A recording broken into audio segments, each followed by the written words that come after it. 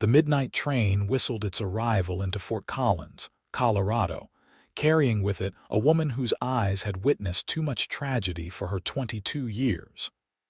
Zara Morrison clutched her travel bag tightly, scanning the dimly lit platform with wary eyes that had learned to trust nothing and no one. Fort Collins in 1876 was supposed to be her fresh start, a place where the ghosts of her past couldn't find her. The platform was nearly deserted at this late hour, just a few travelers disembarking alongside her. Zara's auburn hair was tucked beneath a modest bonnet, her blue traveling dress wrinkled from the long journey from Boston. She had come west following her father's death, answering an advertisement to work as a schoolteacher in this frontier town. "Miss, you need help with your luggage." A young porter approached. "I can manage, thank you," Zara replied, her voice carrying the refined lilt of her Eastern upbringing. She had learned early that accepting help often came with expectations she wasn't willing to meet.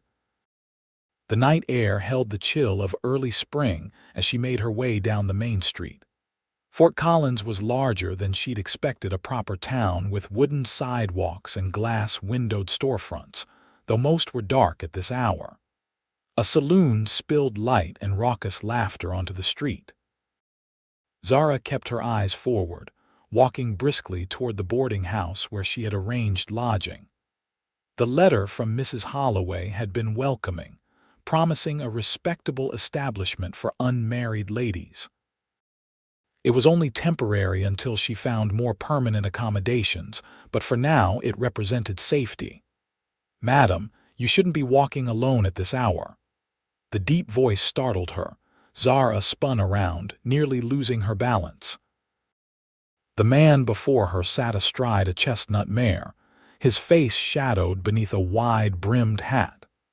His shoulders were broad beneath a weathered leather coat, and even in the dim light, she could see the glint of a star pinned to his chest. "I'm perfectly fine, sir," she said, instinctively taking a step back.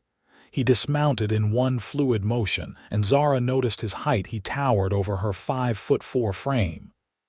"Name's Tucker Donovan, County Sheriff," he said, touching the brim of his hat.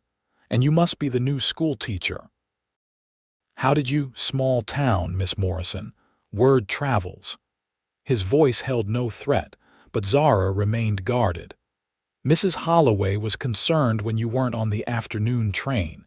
She asked me to keep an eye out."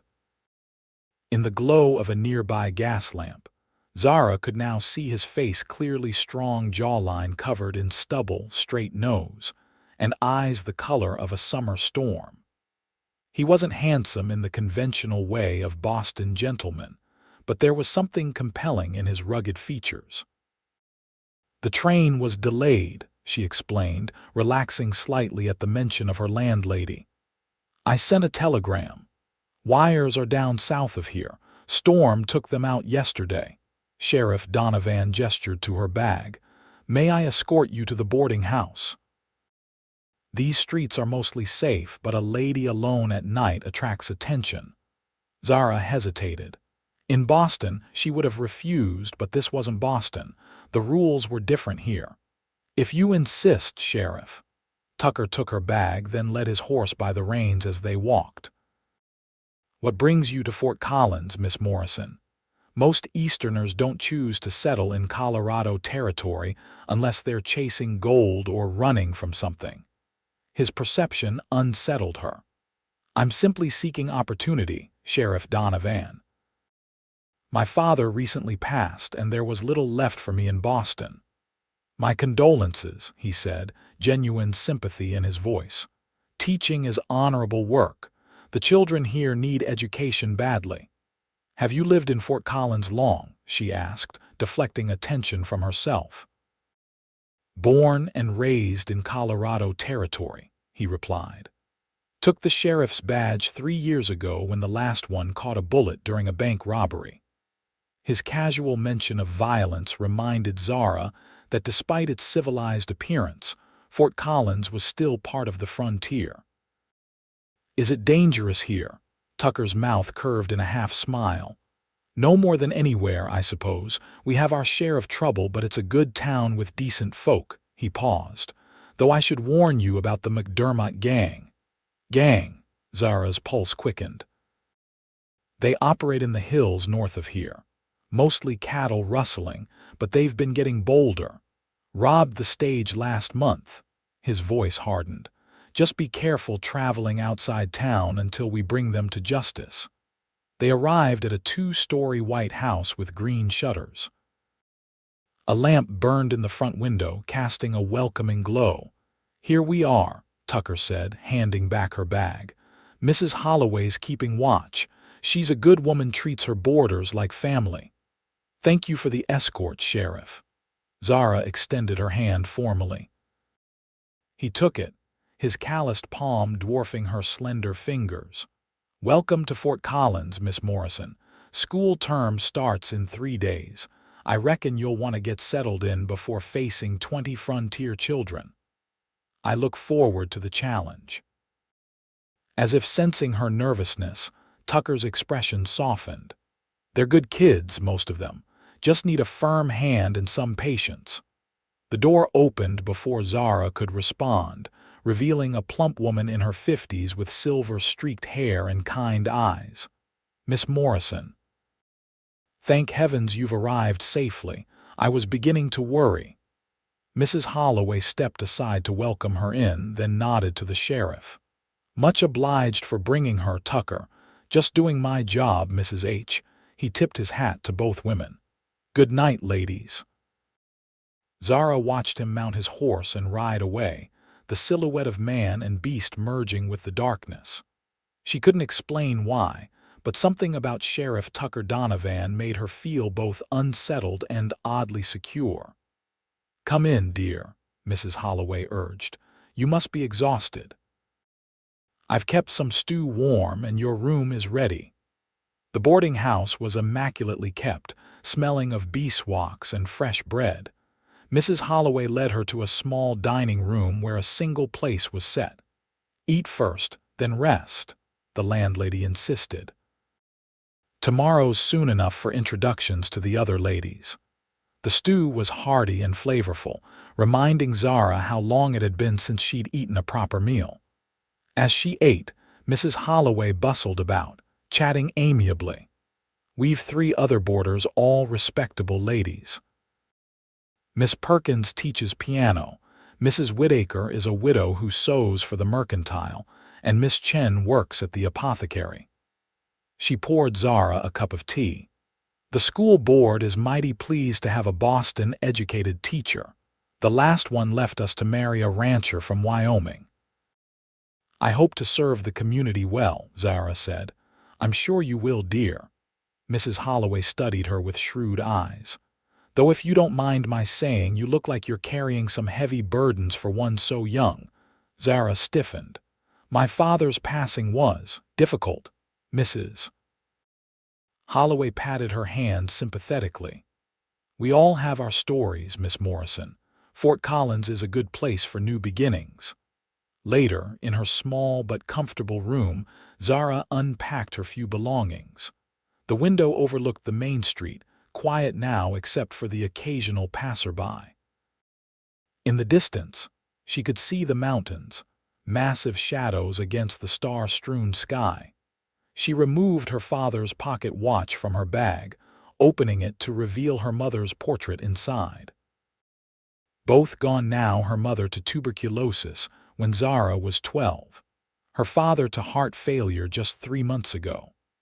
What she hadn't told Mrs. Holloway or the sheriff was that her father's death had left not only grief but debts that had consumed what little they had. And there was another truth she kept hidden, one that had sent her fleeing across the country. Randall Blackwood, her father's business partner, had made it clear after the funeral that he expected Zara to repay her father's debts by becoming his wife. At 55, with a reputation for cruelty toward his servants and a previous wife who had died under suspicious circumstances, Blackwood represented a fate worse than poverty. So she had taken what little remained of her inheritance, answered an advertisement for a teaching position in Colorado Territory, and disappeared into the night. Whether Blackwood would pursue her, she couldn't be certain, but Fort Collins seemed far enough away to start anew. Zara changed into her nightgown and slipped between cool sheets, exhaustion finally overtaking her vigilance. Her last thought before sleep claimed her was of storm-gray eyes and a deep voice promising safety in this wild, unfamiliar land. Morning came with the sound of birdsong and the smell of coffee. Zara dressed carefully in one of her 3 good dresses, a navy blue with white collar and cuffs, and arranged her hair in a simple knot at the nape of her neck. She wanted to make a good impression on her fellow boarders and anyone else she might meet in town. The dining room held 3 women already seated around the table. Mrs. Holloway made introductions as she served breakfast. "Ladies, this is Miss Zara Morrison, our new schoolteacher. Miss Morrison, meet Miss Perkins, Mrs. Whittaker, and Miss Chen." Henrietta Perkins was a thin woman approaching 40 with pinched features that softened when she smiled. Widow Whittaker was younger, perhaps 30, with sad eyes and graceful movements. Min Chen surprised Zara, a Chinese woman in her mid-20s with intelligent eyes and perfect, accented English. All 3 welcomed her warmly. "We're delighted to have you," said Mrs. Whittaker. "The children need consistency in their education. How was your journey from the East?" Miss Chen asked, passing a plate of biscuits. "Long but uneventful," Zara replied, not mentioning her fear of being followed. "I'm eager to see the schoolhouse today." "I'd be happy to show you around town," Miss Chen offered. "The apothecary doesn't need me until noon." Zara accepted gratefully, and after breakfast, the 2 young women set out. Fort Collins by daylight was a bustling community. The main street boasted a mercantile, bank, hotel, several saloons, a dressmaker's shop, the apothecary, and various other businesses. People nodded greeting as they passed. "Everyone seems friendly," Zara observed. "It's a good community," Min agreed. "I came 5 years ago with my uncle who opened the apothecary. Some places out west aren't welcoming to Chinese, but Fort Collins has been different." The schoolhouse stood at the edge of town, a simple 1-room building with a bell tower and freshly painted white clapboard.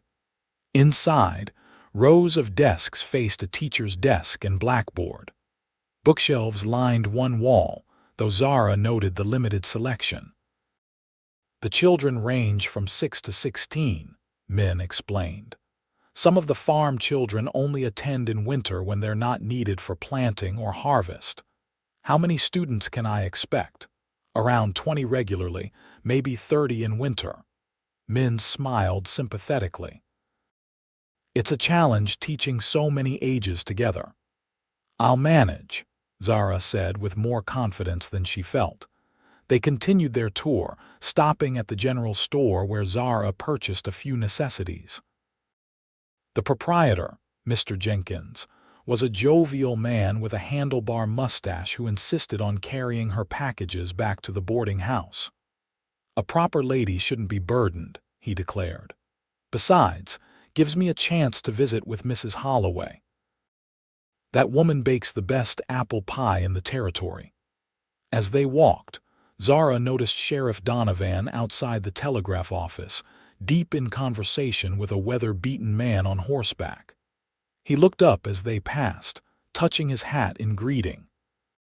Something in his intense gaze made her pulse quicken. "The sheriff seems dedicated," she remarked to Min. "Tucker Donovan is the best sheriff we've had," Min replied. "Fair to everyone, even those most folks look down on, and brave. He once rode into a burning stable to save a child." Back at the boarding house, Zara spent the afternoon preparing lessons for her first day of teaching. She had brought some books with her and found more in the schoolhouse, enough to create a curriculum that would challenge the varied ages of her students. The next 2 days passed in similar preparation. Zara met more townspeople, including members of the school board who expressed their high expectations for the new teacher. By the time Monday morning arrived, she felt as ready as she could be. The schoolhouse filled with children of all ages, some scrubbed clean and wearing their best, others clearly from poorer families with patches on their clothes but bright, curious eyes. Zara introduced herself, established rules, and began assessing their knowledge levels. By midday, she had sorted them into groups based on ability rather than age, allowing the older children who needed basic instruction to save face by helping younger ones at the same level. It seemed to work, and when the final bell rang, Zara felt a sense of accomplishment. "Miss Morrison." A small voice stopped her as she gathered her things. A girl of about 8 with blonde braids stood by the door, clutching a small posy of wildflowers. "Yes, dear. I'm Sarah Donovan. Uncle Tucker said I should give you these and say welcome." She thrust the flowers forward. "Uncle Tucker." "The sheriff is your uncle," Sarah nodded. "My pa died in the war. Uncle Tucker takes care of me and Grandma." Zara accepted the flowers with genuine pleasure. "Thank you, Sarah. That's very kind of both of you." The girl beamed and scampered away. Zara examined the simple bouquet columbines and Indian paintbrush, freshly picked. The gesture touched her more deeply than she wanted to admit. The weeks that followed fell into a pleasant rhythm. Teaching proved both challenging and rewarding. The children responded to her firm but kind approach, and their progress gave her satisfaction. She became part of the community, attending Sunday services, joining a ladies' sewing circle, and enjoying the simple pleasures of small-town life. She saw Sheriff Donovan regularly on his rounds, at church, occasionally dining at the same restaurant, but their interactions remained brief and cordial. Still, she found herself watching for him, inexplicably warming when their eyes met across a crowded room. Spring advanced into early summer, bringing longer days and warmer weather.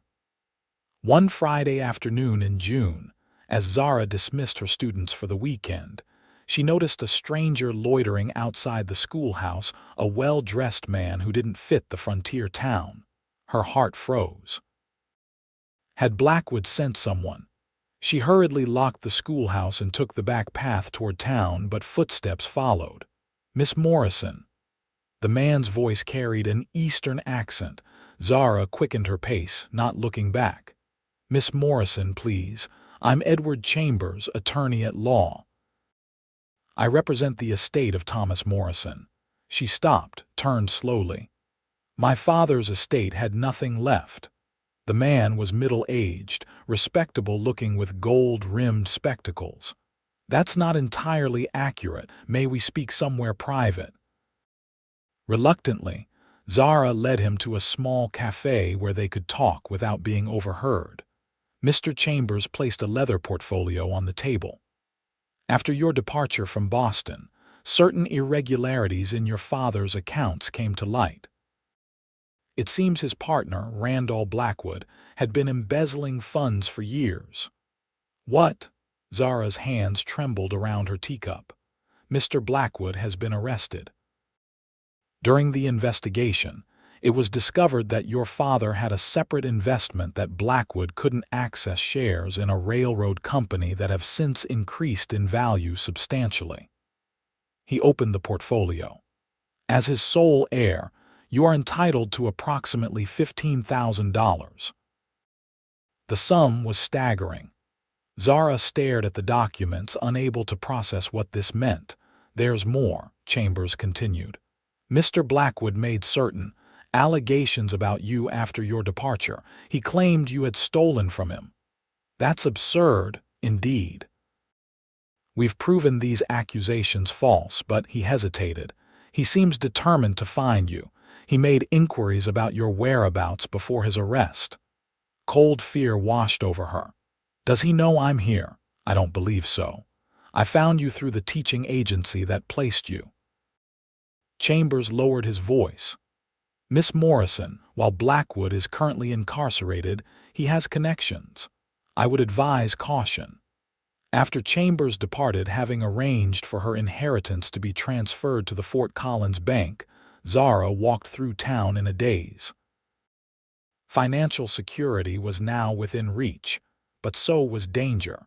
Should she move again? The thought of leaving the community she'd grown to love, the children who depended on her, was painful. Lost in thought, she didn't notice the approaching rider until he called her name. Sheriff Donovan dismounted, concern evident in his expression. "Miss Morrison, are you well? You look troubled." Something in his steady gaze broke through her reserve. "Could we speak privately, Sheriff?"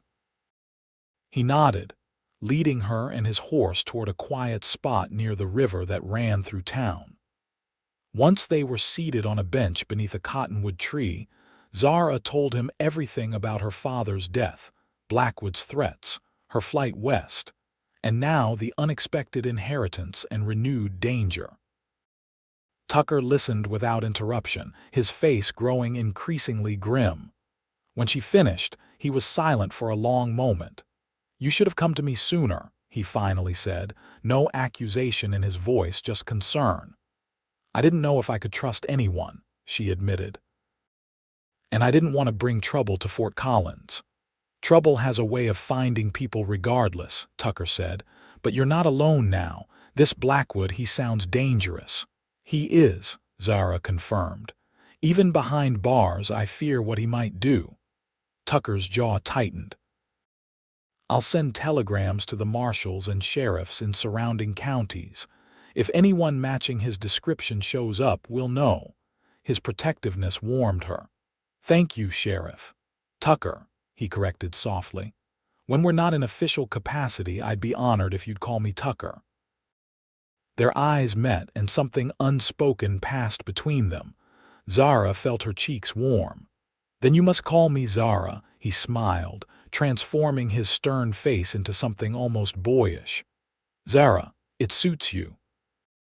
They walked back to town together, Tucker leading his horse, their conversation turning to lighter topics. He told her about growing up in the territory, about raising his niece after his brother died at Gettysburg, about his dreams of someday having his own ranch when his sheriff days were done. As they neared the boarding house, Zara impulsively asked, "Would you care to join us for Sunday dinner tomorrow? Mrs. Holloway always makes enough to feed an army." "I'd like that," he said, his smile reaching his eyes. That night, Zara wrote in her journal about the day's revelations, both financial and emotional. For the first time since arriving in Fort Collins, she allowed herself to acknowledge her growing feelings for Tucker Donovan. Was it possible he felt the same? The thought both thrilled and terrified her. Sunday dinner was a lively affair. Mrs. Holloway served roast chicken with all the trimmings, and conversation flowed easily. Tucker, initially reserved among so many women, gradually relaxed. He had a dry wit that surprised Zara, and watching him interact respectfully with Min Chen, treating her no differently than the other ladies, raised him further in her estimation. After dinner, he invited Zara for a walk, which Mrs. Holloway approved with a knowing smile that made Zara blush. They strolled through town as the summer evening cooled, Tucker occasionally greeting townspeople they passed. Near the edge of town, they stopped to watch the sunset paint the distant mountains gold and crimson. "I never tire of that view," Tucker said softly. "It's magnificent," Zara agreed. "So different from Boston. Do you miss it?" "The East," she considered the question honestly. "I miss certain things, museums, bookshops, concerts, but there's a freedom here I never knew there." "Freedom comes with its own dangers," Tucker observed. "Are you warning me again about the McDermott gang?" she teased, his expression turned serious. "They've been too quiet lately, it worries me." "Have you encountered them before?" "Several times. Their leader, James McDermott, is cunning. He has a personal grudge against me. I killed his younger brother in a shootout 2 years ago.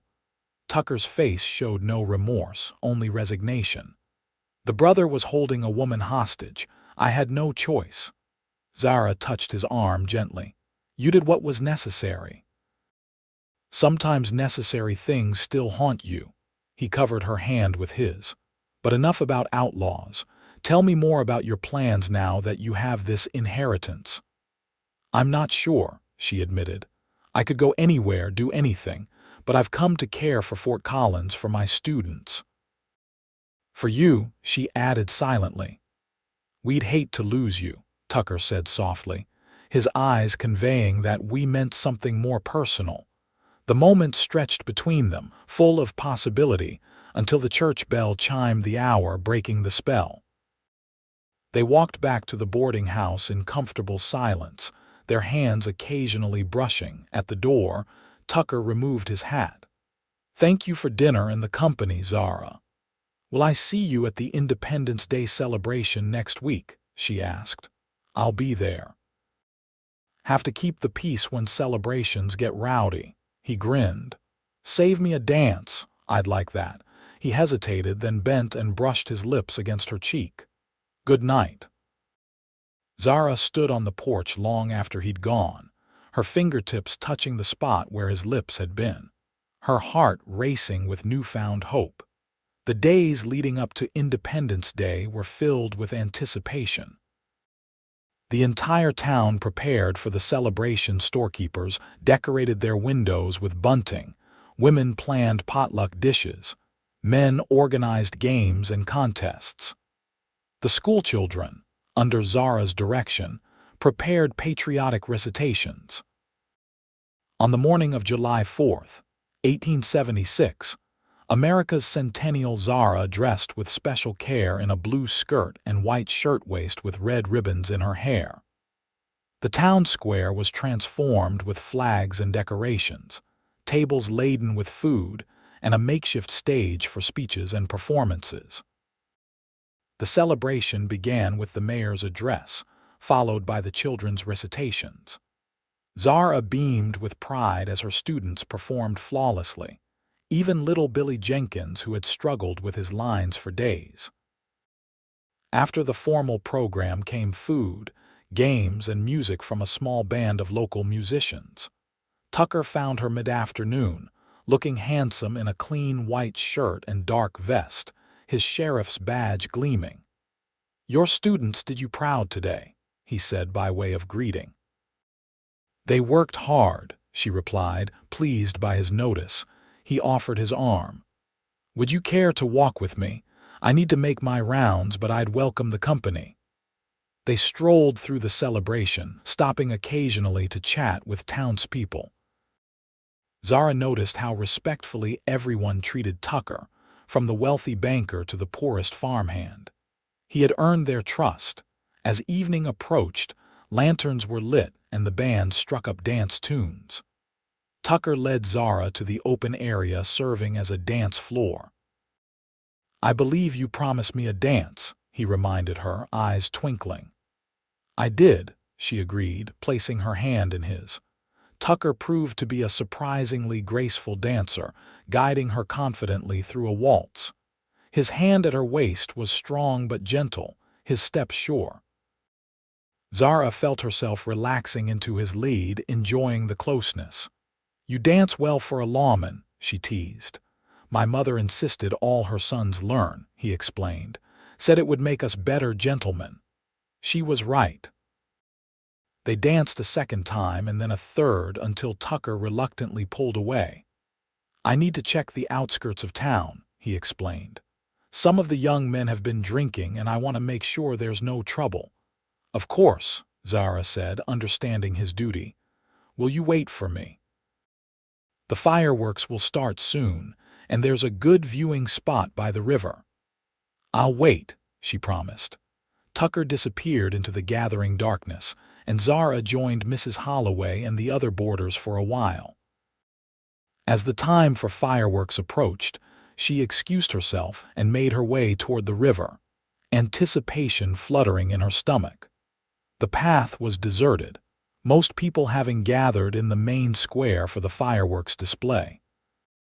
Zara found the spot Tucker had described, a small clearing with a perfect view of the sky above town. She sat on a fallen log, enjoying the peaceful sounds of the river and the distant murmur of the crowd. A twig snapped behind her. "Tucker," she called, turning.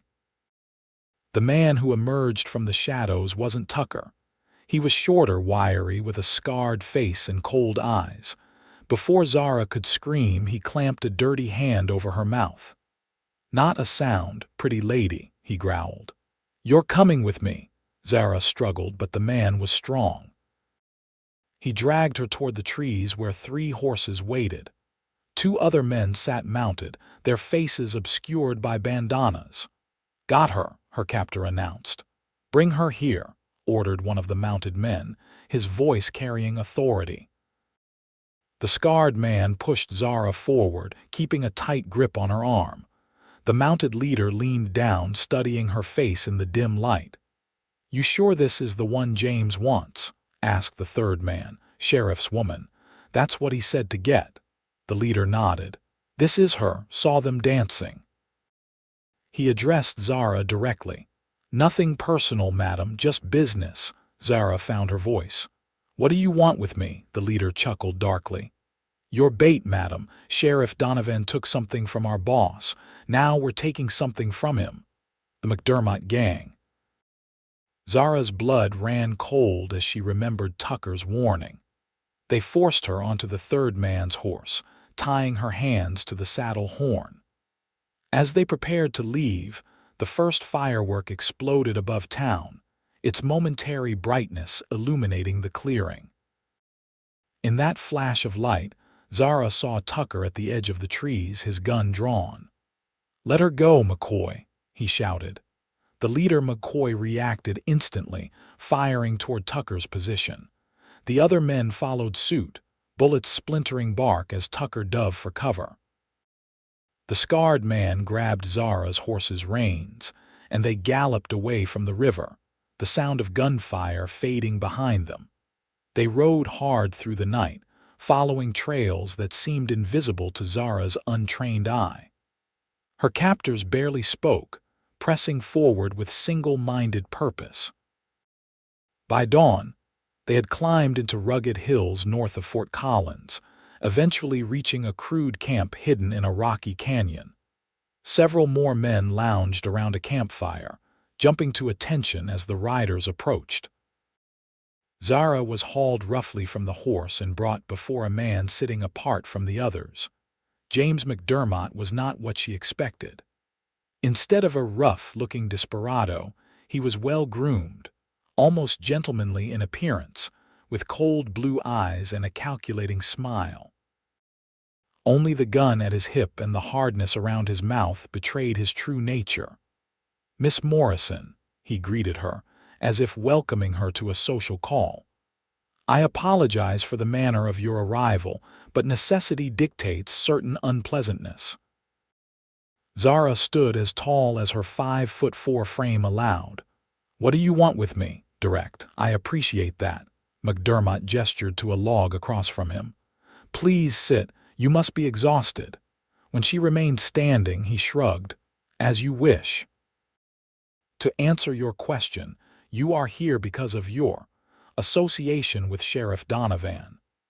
"I barely know the sheriff," Zara lied. McDermott's smile didn't reach his eyes. "My men observed you dancing quite intimately with him last evening. More importantly, he seemed quite distressed by your abduction. Fired 6 shots at my men, unusual recklessness for the normally prudent lawman." He leaned forward. "You see, Sheriff Donovan and I have unfinished business. 2 years ago, he killed my brother. An eye for an eye would be biblical justice, but I find revenge is sweeter when more creative." "You're going to kill me to punish him," Zara stated flatly, fighting to keep her voice steady. McDermott looked almost offended. "Kill you? Certainly not, Miss Morrison. You're a civilized woman, a teacher. "No, you are merely the means to bring the sheriff to me." He smiled thinly. "What happens after that depends entirely on him." "He won't come alone," Zara warned. "He'll bring deputies, perhaps even federal marshals. I'm counting on his sense of personal responsibility." McCoy delivered a message before leaving town. "Sheriff Donovan must come alone to Hawks Ridge by sunset tomorrow, or you will suffer the consequences." McDermott gestured to his men. "Take her to the cabin. See that she's comfortable but secure." Two men led Zara to a small, dilapidated cabin at the edge of the camp. Inside was a crude bed, table, and chair. The door had no lock, but one man remained stationed outside while the other tied her ankles loosely, allowing her to move around the cabin but not run. "There's water in that pitcher," he said gruffly, nodding toward the table. "We'll bring food later." When they left, Zara examined her prison. The single window was too small to climb through, and the walls were solid logs. She tried to loosen her bonds, but the knots were expertly tied. Eventually, exhausted from the night's ordeal, she sat on the edge of the bed and tried to think. Tucker would come for her, of that she had no doubt. But McDermott's trap would likely mean his death. Somehow, she had to escape before Tucker arrived, or at least find a way to warn him. Hours passed. A man brought her a plate of beans and hardtack, watching her eat before taking the plate and spoon away. Through the window, she could see men coming and going, cleaning weapons, playing cards. They were preparing for something. Night fell. Zara feigned sleep but remained alert, listening for any opportunity. Near midnight, she heard raised voices outside an argument.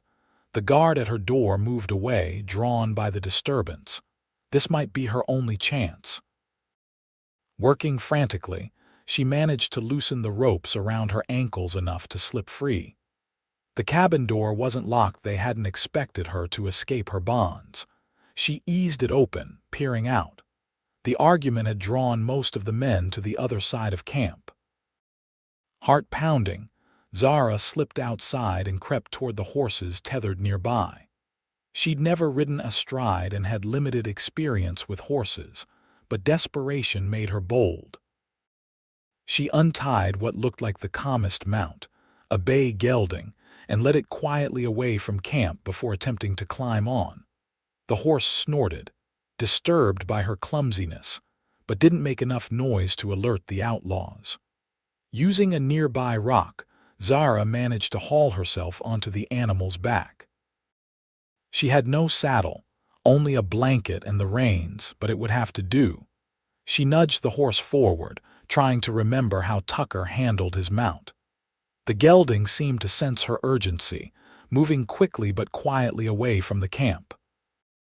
Once they were beyond earshot, Zara urged him into a faster pace, following what she hoped was the trail back toward Fort Collins. The night was clear, stars and a quarter moon providing just enough light to see. Zara had no idea where Hawks Ridge might be, the place McDermott had named for the meeting, but she knew she needed to find Tucker before he walked into the trap. After what seemed like hours, the horse stumbled on the rocky trail, nearly throwing her. Zara clung to its mane, murmuring encouragement. They had to slow down. Killing herself in a fall wouldn't help Tucker. Dawn was breaking when she heard horses approaching. Terrified that McDermott's men had found her, Zara guided her mount off the trail into the cover of some scrub oak. She slid from the horse's back, holding the reins tightly as she peered through the branches. Relief washed over her as she recognized Tucker at the head of a small party. 3 other men rode with him, all armed. She stepped out onto the trail, calling his name. Tucker reined his horse so sharply it reared. "Zara!" He was off his mount in an instant, running to her, disbelief and joy warring on his face. She fell into his arms, the strain of the night finally catching up to her. "They were going to ambush you," she gasped, "at Hawks Ridge." "McDermott, I know," he said, holding her tightly. "We captured McCoy after the others fled with you. He told us everything to save his own skin." One of the other men approached, leading Tucker's horse. Zara recognized him as a deputy from town. "Miss Morrison needs medical attention," Tucker said, noting the rope burns on her wrists and her general exhaustion. "I'm fine," she insisted. "But McDermott, he's planning something.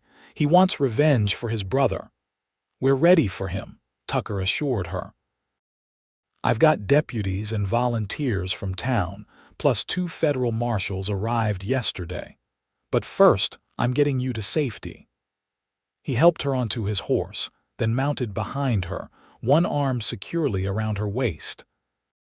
As they rode back toward Fort Collins, Zara leaned against his chest, finally allowing herself to feel the full extent of her exhaustion and relief. "I was so afraid," she admitted quietly. "Not for myself, but that you would be killed trying to save me." His arm tightened around her. "Nothing could have kept me from coming for you." The simple declaration, spoken with such certainty, brought tears to her eyes. "I escaped because I couldn't bear the thought of you walking into their trap." "Brave woman," he murmured against her hair. "When I saw them taking you, I've never felt such fear or such rage." They rode in silence for a while, the steady rhythm of the horse's gait almost lulling Zara to sleep despite the uncomfortable position. "I need to tell you something," Tucker finally said. "When I thought I might lose you, it became very clear to me." He took a deep breath. "I love you, Zara Morrison. I think I have since that first night I escorted you to Mrs. Holloway's." Zara turned her head to look up at him, his face sincere in the morning light. "I love you too," she whispered, the words easier to say than she'd imagined. Tucker bent his head and kissed her, a gentle press of lips that held promise of deeper passion. It was brief, they were still on horseback, after all, but it sealed something between them, a commitment that needed no further words for now. They reached Fort Collins by mid-morning. The town was in an uproar, with armed men gathered in the square and lookouts posted on rooftops. When they saw Tucker returning with Zara, a cheer went up. Mrs. Holloway rushed forward as they dismounted, enveloping Zara in a tearful embrace. "Thank God you're safe. When the sheriff told us what happened," she couldn't finish. "I'm fine," Zara assured her, though her legs felt wobbly after the long ride. Tucker guided her firmly toward the doctor's office. "She needs rest and attention to these rope burns," he told Mrs. Holloway. "And I need to organize our defense. McDermott won't take her escape lightly." Dr. Williams, a kindly older man, examined Zara thoroughly while Tucker waited outside. Apart from the rope burns, exhaustion, and minor bruises, she was unharmed. The doctor bandaged her wrists and prescribed rest, which Zara promised to get after McDermott was dealt with. When she emerged from the examination room, Tucker was in deep conversation with 2 hard-faced men she assumed were the federal marshals. They looked up as she approached. "Miss Morrison," one acknowledged. "Glad to see you safe. The sheriff here was ready to tear apart the territory to find you." Tucker's ears reddened slightly. "Marshal Bennett and Marshal Reeves," he introduced.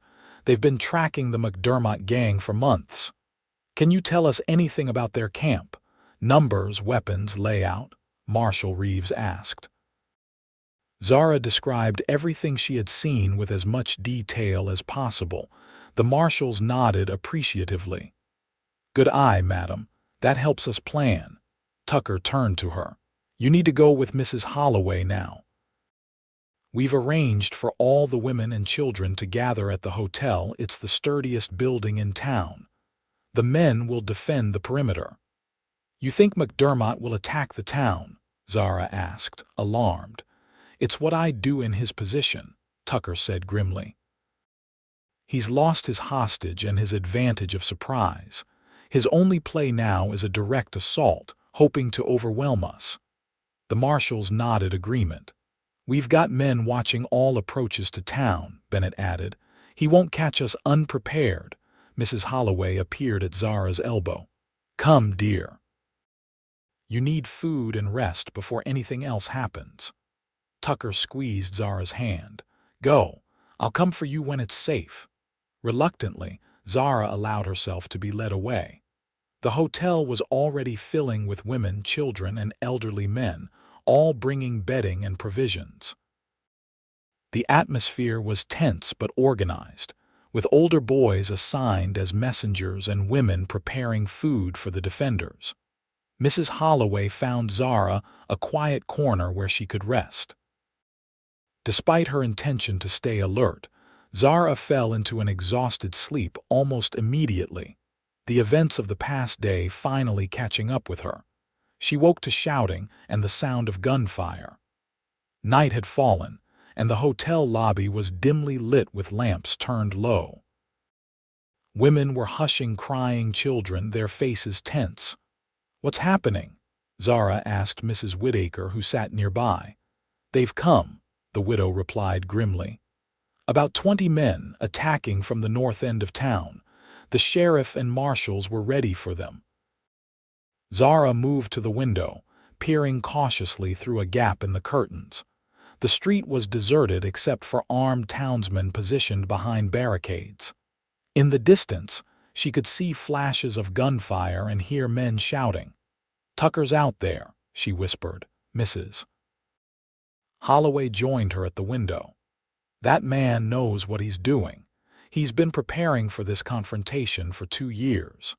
The gunfire intensified, then seemed to move away from the hotel toward the north end of town. Occasional shouts suggested the battle was fierce but contained. Hours passed with little news. Near midnight, one of the messenger boys burst into the hotel, breathless. "McDermott's men are retreating. The sheriff and marshals are pursuing them." A cheer went up from the gathered women, but Zara couldn't celebrate yet, not until she knew Tucker was safe. Dawn was breaking when the first defenders returned to town, weary but triumphant. Zara rushed outside as they approached the hotel, scanning faces desperately. Tucker wasn't among them. Neither were the marshals. "Where's the sheriff?" she asked Deputy Harkins, who looked exhausted but unhurt. "Still out there, madam. He and the marshals cornered McDermott and a few others in a box canyon about 5 miles north, sent us back to secure the town." Harkins hesitated. "There was some hard fighting. We lost 2 men and several more are wounded." Fear clutched at Zara's heart. "Is the sheriff?" "Last I saw, he was fine," Harkins assured her. "Took a bullet grazed to the arm but kept going." Zara spent the next hours helping tend the wounded, keeping busy to ward off anxiety. Dr. Williams worked tirelessly, with the women of the town assisting. 2 men had been killed in the initial assault, with 7 others wounded to varying degrees. The toll among McDermott's men was reportedly much higher. Midday came with no further news. Then, just as the town bell struck 1, a rider appeared at the south end of the main street. He was followed by several more, and in their midst were bound prisoners on horseback. Zara ran toward them, her heart lifting as she recognized Tucker at the head of the group. His left sleeve was blood-stained and his face haggard with exhaustion, but he sat tall in the saddle. Beside him rode the marshals, equally tired but watchful of their prisoners. In the center of the group, hands bound and face bruised, rode James McDermott. The townspeople gathered as the procession made its way to the jail. Tucker dismounted stiffly, handing his reins to a deputy before turning to face the crowd. His eyes found Zara immediately, relief washing over his features. "It's over," he announced. "The McDermott gang has been eliminated. Those who weren't killed have been captured and will face justice." A cheer went up from the crowd. Tucker raised his hands for silence. "We lost good men today. Sam Wilson and Joe Barker gave their lives defending our town. Others were wounded. Their sacrifice won't be forgotten." He gestured to the marshals. "Without the help of Marshals Bennett and Reeves, and the bravery of our townsmen, this victory wouldn't have been possible." As the prisoners were led into the jail, Tucker made his way to Zara. Despite his obvious exhaustion, he smiled as he reached her. "You're hurt," she said, gently touching his bloodied sleeve. "It's nothing," he dismissed. "Just a graze." His eyes searched her face. "You're truly all right, no ill effects from your ordeal." "I'm fine," she assured him.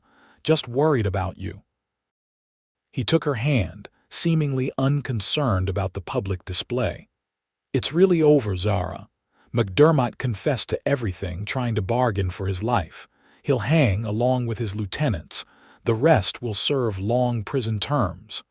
"What happens now?" she asked softly. Tucker glanced around at the townspeople beginning to disperse, at the marshals supervising the prisoners, at the men cleaning up the evidence of battle.